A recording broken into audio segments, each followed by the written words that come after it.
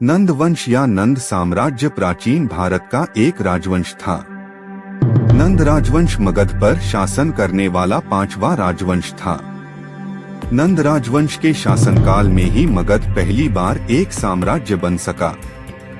नंद राजवंश में कुल 10 राजाओं द्वारा 345/344 से 323/322 ईपू में 23 वर्षों तक शासन किया था।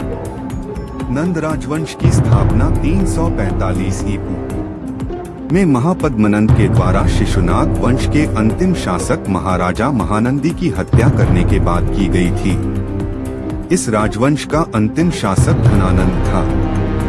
उसने एक महान विद्वान चाणक्य को अपमानित किया था।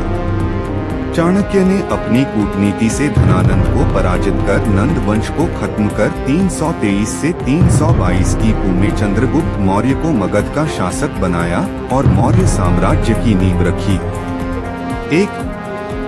पुराणों में इसे नंद राजवंश के प्रथम शासक को महापद्मनंद कहा गया है तथा सर्वक्षत्रांतक आदि उपाधियों से विभूषित किया गया है, जिसने 5वीं-4वीं शताब्दी ईपू उत्तरी भारत के विशाल भाग पर शासन किया। भारतीय इतिहास में पहली बार एक ऐसे साम्राज्य की स्थापना हुई जो कुलीन नहीं था तथा जिसकी सीमाएं गंगा के मैदानों को लांघ गई। यह साम्राज्य एक रात की छत्रछाया में एक अखंड राजतंत्र था, जिसके पास अपार सैन्य बल, धनबल और जनबल था।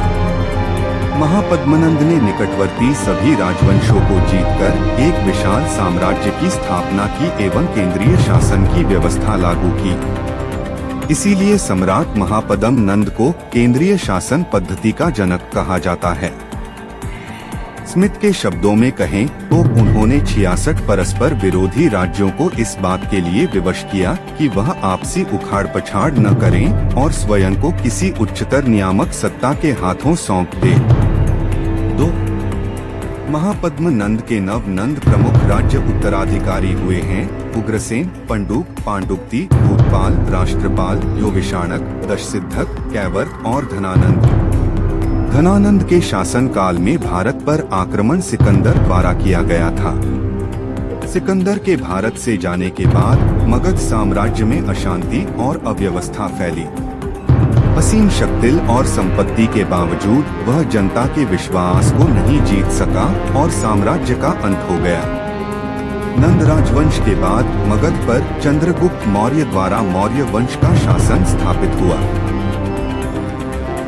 Hello guys, like and subscribe my channel for interesting video.